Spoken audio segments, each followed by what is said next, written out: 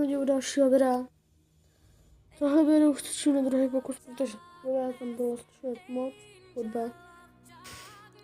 Ale každopádně to nic nemění na tom, že dnes budeme hledat a hádat postavy ze série Dragon Ball, z anime Dragon Ball Z. Takže můžeme asi začít. Jo, takže první postava bude tady tahle, samozřejmě nejznámější. Je to žena, není to žena. Ano, má černé vlasy. Jestli je z Dragon Ball Z. Ano, takže na to dobře říkám. Jasnosti oranžový oblek prostě. Ano. To nevím, ne. Nemá světlo-modré vlasy. Ano, má syna. Nemá modré vlasy, nemá ani červené vlasy, ale má ultra instinkt. Jestli nemá nohy. Ne, on má nohy. Nemá bílé vlasy. Ale to Son Goku. Goku byl hadaný téměř 474krát téměř Křegin a budeme hádat tuhle postavu. Jo, myslím si, že je taky docela dost známá, takže jdeme na to.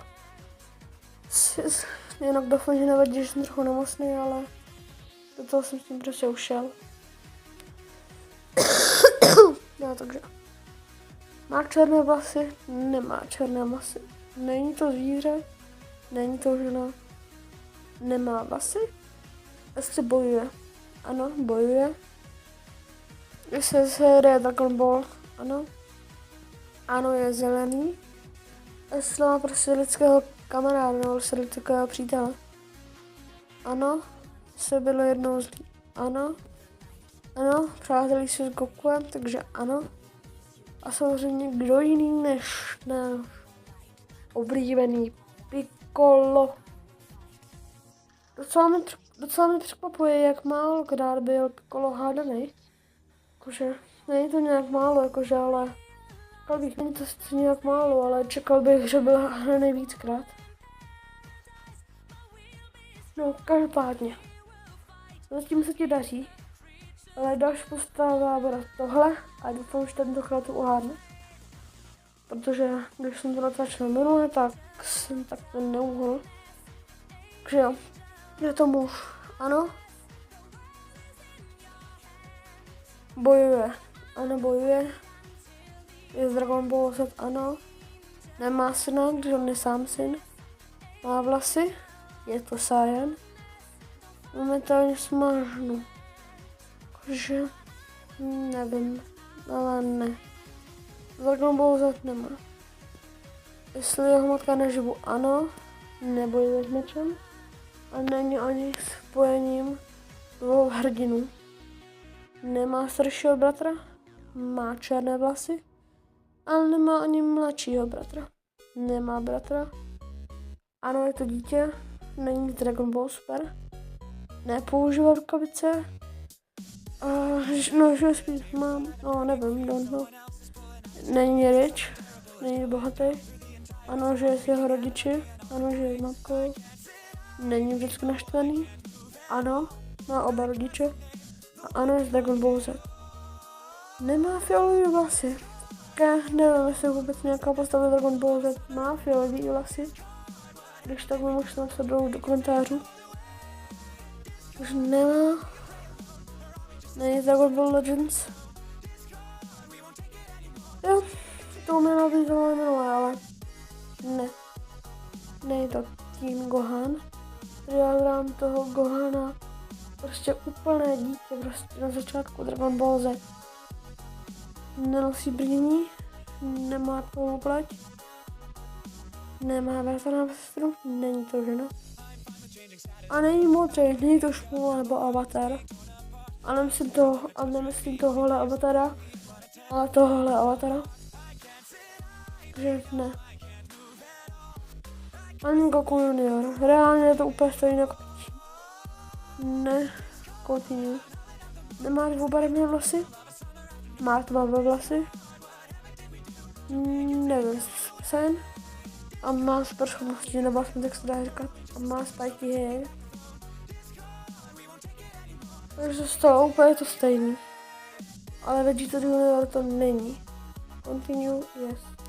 Je Dragon Ball série, nosí oranžový oblek, anomalie. Vegeta nevím, že byl nikdy zamilovaný, takže ne. Ani Golden. Ale má to. Je charakter, kde se pomůže. Ne. Mění se na zvíře, ne opět, že jo? Lafideo. Dejme tomu. Nechodí do školy. Goku to není, ale téměř. Goku's kid. Nemá mladší sestru. Nenosí brýle, nemá velké tělo. A je srbým, no. Ano, má to schopnost. Není spaný do lidí. Ne, není to. Nemá holku, není to holka. A nejsem nevymyslel. Ne, no má oranžový oblek. Future Gohan. Je to Gohan, ale ne Future Gohan. Je to prostě děcko Gohan. Malý Gohaník. Dá ti poslední šance, protože to hledá už má přes 4 mil. Nehraje na kytaru a nespívá u toho. Nemá starší sestru. Nemá červený vlasy. Sport Big Hero, ano. Neříká úplně hloupý věci, no. Jako kdy, ale mě to může ne. Son Gohan. Stejně úplně to dětské, které ho hledám, ale dejme tomu, ale jo, je to Son Gohan. Ten Son Gohan byl hádaný 80 000 krát. To se divím. A další postavu si dáme tady tuhle a to bude předposlední postava. Povídej rychle. Není to holka, není skutečný, nenosí boty, nebo o tom nevím. Ano, má nohy. Není ze hry nové hry, bojuje na ocas. Není ze hry, ano, mluví, že je slyší v pekle. Kamu nehledám, aby co z tady tohle hledám, takže nežije v pekle. Je zlý, je Dragon Ball série, není zelený. Není Dragon Ball Super, nemá mladšího bratra, není to Saiyan. Ano, zemřel a přišel zpátky k životu. Nenosí bílou masku. Ano, střílí lasery z jeho prstu. Je bílej, není žlutej. Kdo jiný než Frieza? Hlavní Lord Galaxie. Nevím teďka, jestli je to Frieza nebo Beerus. Lord Galaxie. Ale tak se aspoň říkal na začátku Dragon Ballu Z. Pán Galaxie nebo tak nějak. Reálný Son Gohan byl hádaný víc než Frieza. No, tak to můžete vidět černý na bílý. Tak to radši nebudu vyjadřovat. Poslední postavu bude tady tahle. Doufám, že by ji mohla uhádnout rychle, protože se to natáčelo předtím, tak to uhádlo 14. pokus, jo. Takže můžeme jít na to. Ano, mluví japonsky. Je to série Dragon Ball. Jestli má ženu, ona je žena, takže nemůže mít ženu. Ne, má vlasy, není zlá.